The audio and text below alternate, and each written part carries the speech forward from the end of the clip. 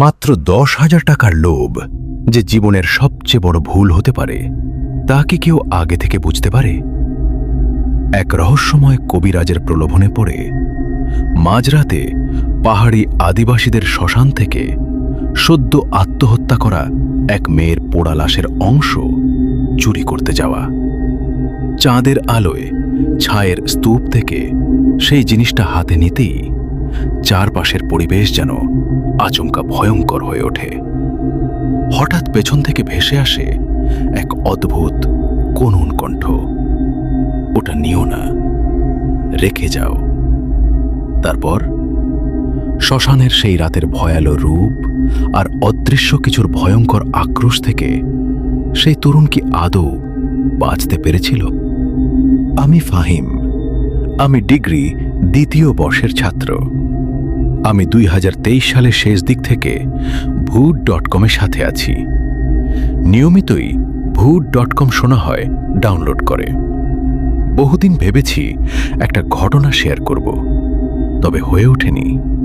তাই আজ লিখতে বসলাম। আজকে যে ঘটনাটি শেয়ার করব তা হল বান্দরবান জেলার লামা উপজেলার কোনো একটি পাহাড়ি এলাকার ঘটনা। ঘটনাটি আমি আমার এলাকার এক চাচার কাছ থেকে বেশ কিছুদিন আগে শুনেছি।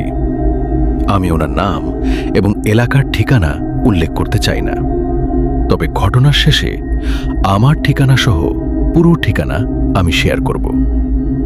একদিন বিকেলের আড্ডায় চাচা তার ঘটনাটি আমার সাথে শেয়ার করেছেন। আমি ওনার ভাষাতেই বলার চেষ্টা করব। এর আগে আমার এলাকার বিবরণটা একটু দিয়ে নিই। আপনারা নিশ্চয়ই অবগত আছেন, বান্দরবানের অধিকাংশ জায়গাতেই পাহাড় এবং অধিকাংশই আদিবাসী। আমাদের এলাকাটাও ঠিক তেমনি পাহাড়ের ঢালের এলাকা, আর অন্য পাশে ছোট একটি নদী। এলাকা থেকে পায়ে হেঁটে স্কুলে গেলে 15 থেকে 20 মিনিট সময় লাগে। আমাদের এলাকা আর স্কুলের মাঝে অন্য কোনো লোকালয় নেই। পাহাড়ি রাস্তা এবং স্কুলের মাঠের পাশেই রয়েছে আদিবাসীদের একটা শ্মশান। প্রায় 2008 সালের ঘটনা এটি। তখন আমার বয়স ছিল 20 কিংবা 21। অনেক সাহসী ছিলাম, সহজেই ভয় কাজ করত না। এলাকার যে কোনো কাজে সবার আগে যেতাম। এখনকার মতো তখন যোগাযোগ ব্যবস্থা ভালো ছিল না। অধিকাংশ ঘরেই বিদ্যুৎ ছিল না। মানুষ ডাক্তারের চেয়ে কবিরাজ, ওঝা, বৈদ্য, ঝাড়ফুঁক, তাবিজ এসব বিশ্বাস করত। তখন উত্তরবঙ্গ সহ দেশের বিভিন্ন স্থান থেকে বিভিন্ন কবিরাজ আসতেন এদিকে এবং মানুষকে বিভিন্ন চিকিৎসা দিতেন। কিছুদিন থেকে আবার চলে যেতেন। এলাকার মানুষও তাদের প্রচুর বিশ্বাস করতেন। সাধ্যের বাইরে হলেও চিকিৎসা বা তাবিজের বিনিময়ে কবিরাজ যা চাইত তা দেওয়ার চেষ্টা করতেন।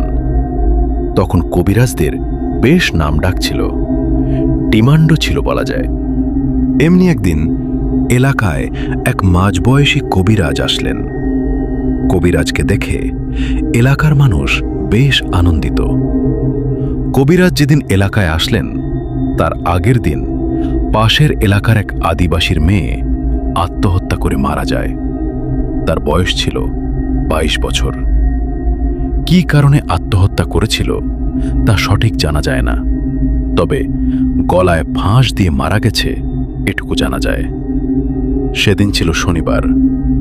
সারাদিন এলাকার বিভিন্ন মানুষ গিয়ে ওই কবিরাজের কাছ থেকে চিকিৎসা নেয় এবং সবার মুখে মুখে তার কথা ছড়িয়ে পড়ে। সেদিন বিকেলে স্কুলের মাঠে ফুটবল খেলতে গিয়ে খুব কাছ থেকেই জানতে পারি ওই আত্মহত্যা করা মেয়েটার সৎকার কোথায় করা হবে। খেলাধুলা শেষে বাসায় এসে ফ্রেশ হয়ে বন্ধুবান্ধব মিলে সন্ধ্যায় আড্ডায় বসি। আমাদের মাঝে ওই আত্মহত্যা করা মেয়েটাকে নিয়েই কথা হচ্ছিল। এক একজন এক এক কথা বলছিল। হঠাৎ করে সেই কবিরাজ আমাদের মাঝে এসে উপস্থিত হলেন। তাকে দেখে আমরা সবাই বেশ চমকে যাই, তার থেকেও বেশি অবাক হই। উনি এসে সবার সাথে পরিচিত হয়ে ভালো মন্দ জিজ্ঞেস করেন। এক পর্যায়ে বলেন, তোমাদের সাথে আমার একান্ত কিছু কথা আছে, তোমরা কি একটু আলাদাভাবে শুনবে? আমরা কিছুটা অবাক হলাম। তারপর সবাই মিলে যারা ছিলাম প্রায় 5-6 জন এক পাশে গেলাম। কবিরাজ বললেন, আমি যা তোমাদের সাথে এখন শেয়ার করব তা তোমাদের কখনোই কারো সাথে শেয়ার করা যাবে না। তোমরা কাজটা করো বা না করো, কাজটা করলে তোমাদের আমি 10,000 টাকা পুরস্কার দিব, কিন্তু এই কথা আমাদের ছাড়া আর অন্য কারো কাছে যাবে না। তখনকার সময়ে 10,000 টাকা মানে আমাদের কাছে অনেক কিছু। আমরা সবাই টাকার কথা শুনে খুবই খুশি হলাম। এত টাকা! কিন্তু পরক্ষণেই আমাদের সবার মুখ একদম কালো হয়ে গেল ওনার প্রস্তাব শুনে, কারণ আমরা কেউই তার প্রস্তাব শোনার জন্য প্রস্তুত ছিলাম না। একে অপরের মাঝে বলাবলি করলাম, কিভাবে সম্ভব? তার প্রস্তাব ছিল, তোমরা নিশ্চয়ই জানো পাশের এলাকায় একটা মেয়ে গতকাল আত্মহত্যা করে মারা গেছে, এবং তোমরা এও জানো তাকে কোথায় শেষকৃত্য সম্পন্ন করতে নিয়ে যাওয়া হবে। এখন তোমাদের কাজ হলো, আজ রাত 12টার পর আমি তোমাদের যেভাবে বলবো ওইভাবে গিয়ে ওই শ্মশান থেকে লাশের পুড়ে যাওয়া একটা অংশ নিয়ে আসবে। এটি নাভির অংশ, এবং ঠিক আমি যেভাবে বলি সেভাবেই কাজটা করতে হবে। তোমাদের কোনো ক্ষতি হবে না, কিছুতেই ভয় পাওয়া যাবে না। ভয় পেলেই সমস্যা। এখন তোমরা যদি রাজি থাকো তাহলে কাজের পরেই আমি তোমাদের পুরো টাকাটা বুঝিয়ে দেব এবং ওই জিনিসটা আমি নিয়ে যাব। আর হ্যাঁ, ভুলেও কেউ এই কথা কাউকে জানাবে না।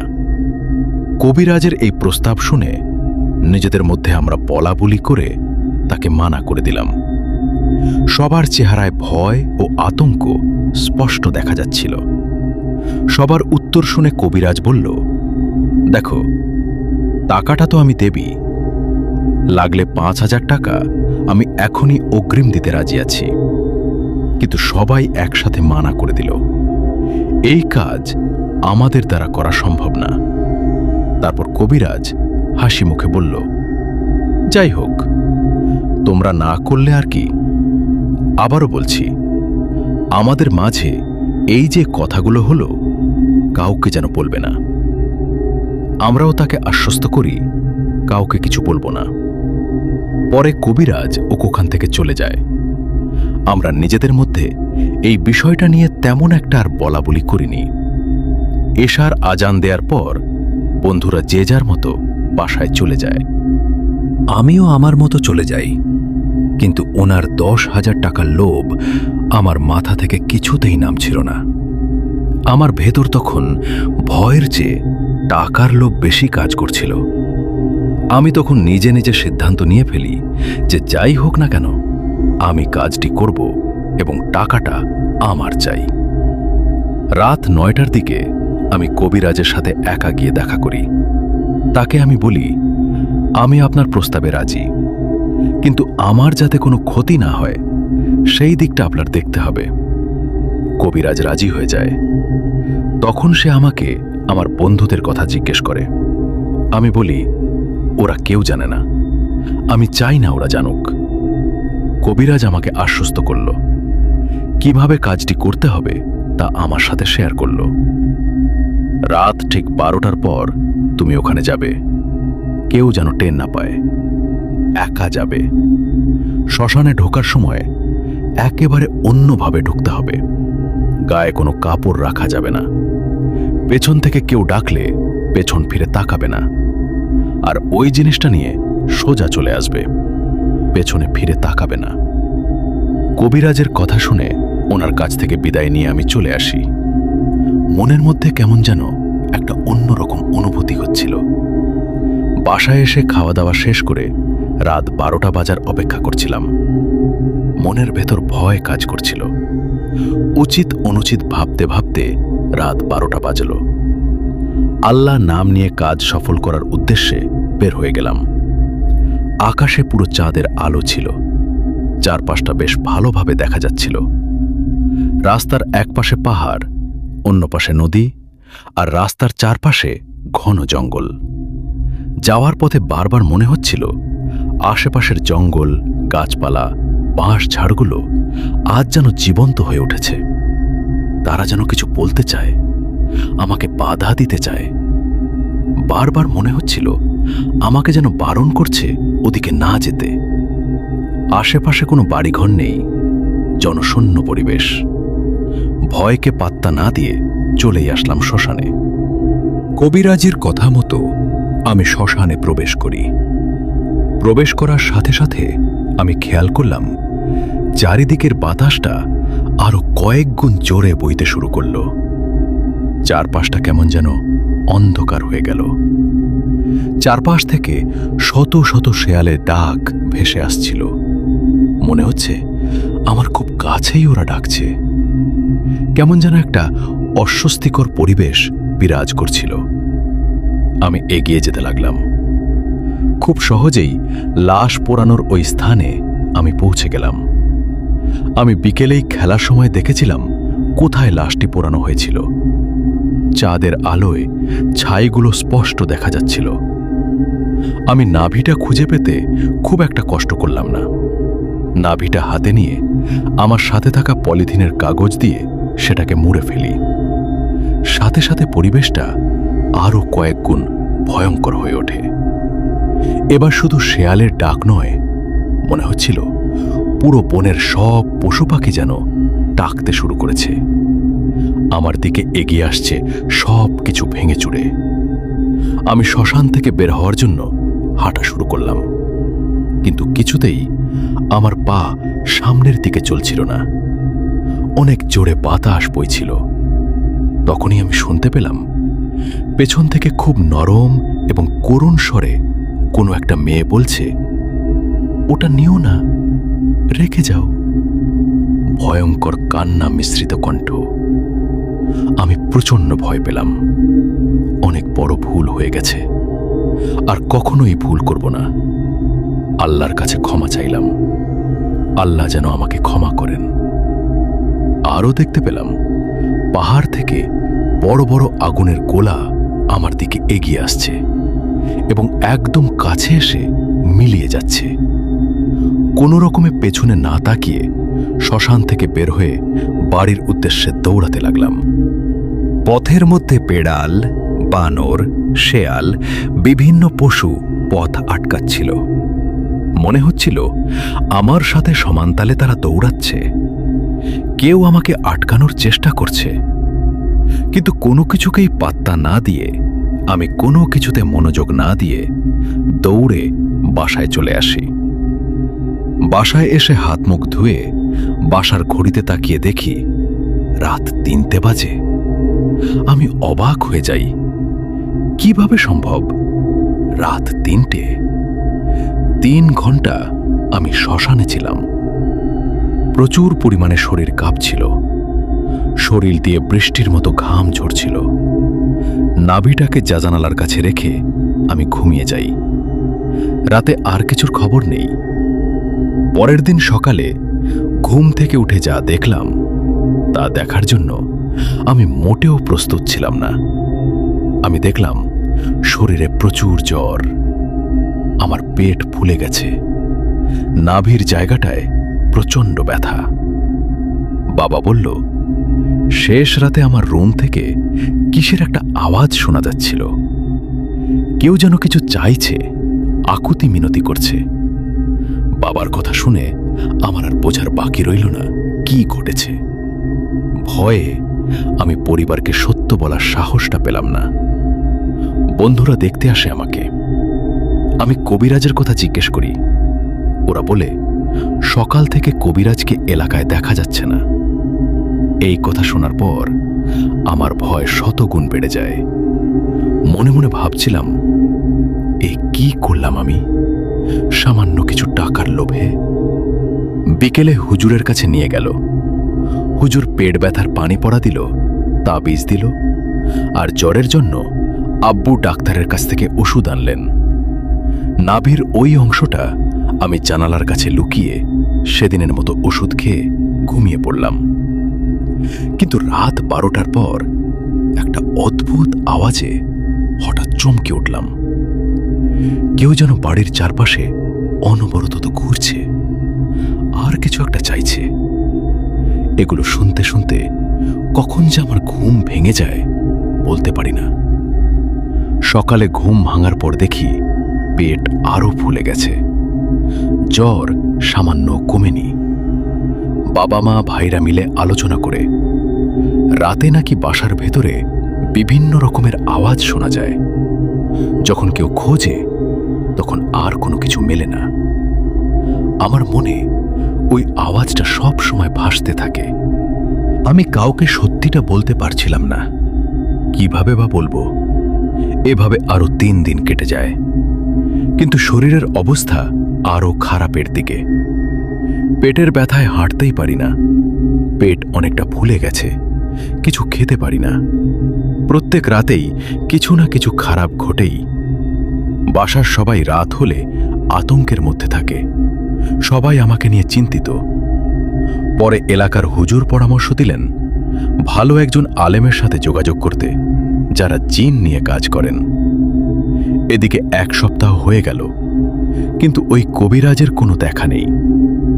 আমার দাদা বাড়ি আবার বরিশাল, ওখানেও খবর গেল যে শরীরের অবস্থা ভালো না।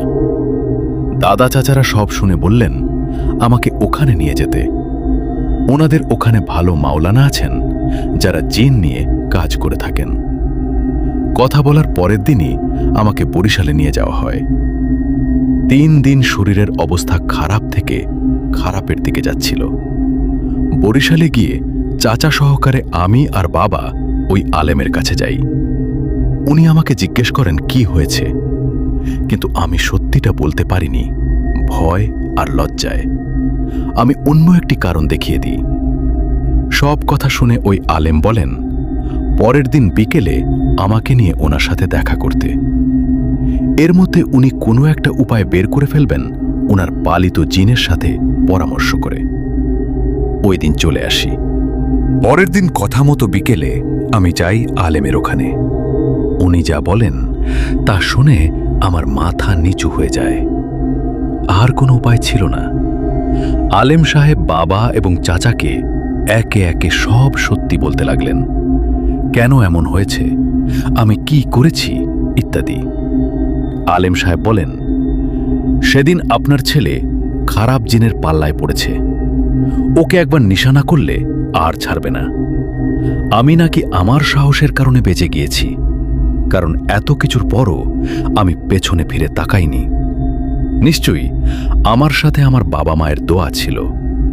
তাদের দোয়ার বরকতে ওই রাতে খারাপ জিনগুলো আমার কিছু করতে পারেনি। আলেম সাহেব আরও বলেন ওদের যেই জিনিসটি আমার কাছে আছে সেটি যদি ফিরিয়ে দেয়া না হয় তাহলে আলেম সাহেবও কিছু করতে পারবেন না। আলেম সাহেব এবার ওই কবিরাজ সম্পর্কে বললেন, সবাই কিন্তু মানুষের উপকারের জন্য জাদুবিদ্যা শেখে না, কেউ কেউ নিজ স্বার্থ হাসিলের জন্য জাদুবিদ্যা শেখে। ওই কবিরাজ তাদের মধ্যে একজন। নিশ্চয়ই ওই কবিরাজ আগাম সংকেত পেয়েছিল যে খারাপ কিছু ঘটতে যাচ্ছে, তাই শেষে পালিয়েছে। আপাতত আর কিছু বলতে চাইছি না। এবার বাবা আমার দিকে তাকিয়ে অঝরে কাঁদতে লাগলেন আর বললেন, তোর টাকা লাগলে তুই আমাকে বলতিস, তোর মাকে বলতিস। এত বড় খারাপ কাজ তুই কেন করতে গেলি? আমি তোদের কোনো অভাব রেখেছি? বাবার কথা শুনে আমিও না কেঁদে পারলাম না। আমি অনুতপ্ত হয়ে বাবার কাছে ক্ষমা চাইলাম। চাচা আলেম সাহেবকে জিজ্ঞেস করলেন, হুজুর এখন উপায়? আলেম সাহেব বললেন, ওর রুমের জানলার মধ্যে ওই জিনিসটা লুকানো আছে, ওখান থেকে ওটা নিয়ে গভীর রাতে নদীতে ফেলে দিতে হবে। ফেলে দিয়ে আসার সময় ভুলেও পেছনে তাকানো যাবে না এবং ঘরের মধ্যে কোরআন খতম দিতে হবে, তাহলে খারাপ জিনের আছর কেটে যাবে। আলেম সাহেবের কথা মতো বাসায় যোগাযোগ করা হয়। ঠিকই আমার রুমের জানলার মধ্যে পলিথিনে পেঁচানো সেই নাভির অংশটি পাওয়া যায় এবং তার নির্দেশ মতো সব কাজ সম্পন্ন করা হয়। 2-3 দিন পর আমরা বাসায় চলে আসি। অল্প দিনের মধ্যেই শরীর মোটামুটি সুস্থ হয়ে যায়, কিন্তু পুরোপুরি সুস্থ হতে 3 মাসের মতো সময় লাগে। তারপর থেকে ওই কবিরাজকে আর কখনো আমাদের এলাকায় দেখিনি। এই বলে চাচা তার ঘটনা শেষ করেছেন। সবার প্রতি আমার অনুরোধ, লেখায় ভুলভ্রান্তি হলে ক্ষমাসুন্দর দৃষ্টিতে দেখবেন। সামান্য কিছু টাকার লোভ যে মানুষকে কতটা ভয়ানক পরিণতির দিকে ঠেলে দিতে পারে, ফাহিমের এই ঘটনাই তার সবচেয়ে বড় প্রমাণ। রাতের অন্ধকারের যেমন নিজস্ব কিছু নিয়ম আছে, তেমনি অদৃশ্যের জগতেও রয়েছে এমন কিছু সীমা, যা পার হলে মাসুল গুনতেই হয়। ফাহিম হয়তো তার বাবা মায়ের দোয়ায় সে যাত্রায় বেঁচে ফিরেছিল, কিন্তু সেই রহস্যময় কবিরাজ, সে হয়তো আজও ঘুরে বেড়াচ্ছে অন্য কোনো পাহাড়ি গ্রামে নতুন কোনো শিকারের খোঁজে। কেমন লাগলো আপনাদের আজকের এই লোমহর্ষক ঘটনাটি? কমেন্ট করে অবশ্যই জানাবেন। যদি আপনার নিজের জীবনে বা পরিচিত কারো সাথে এমন কোনো অতি প্রাকৃত বা ভৌতিক ঘটনা ঘটে থাকে, তবে আমাদের লিখে পাঠাতে পারেন। গল্পটি ভালো লাগলে লাইক ও শেয়ার করতে ভুলবেন না। আর এমন আরও গায়ে কাটা দেওয়া সত্য ভৌতিক ঘটনা শুনতে আমাদের চ্যানেলটি সাবস্ক্রাইব করে বেল আইকনটি বাজিয়ে রাখুন। আজকের মতো এখানেই বিদায় নিচ্ছি। সবাই ভালো থাকবেন, সাবধানে থাকবেন, আর রাতের বেলা কখনোই অচেনা কারো ডাকে পেছন ফিরে তাকাবেন না। শুভরাত্রি।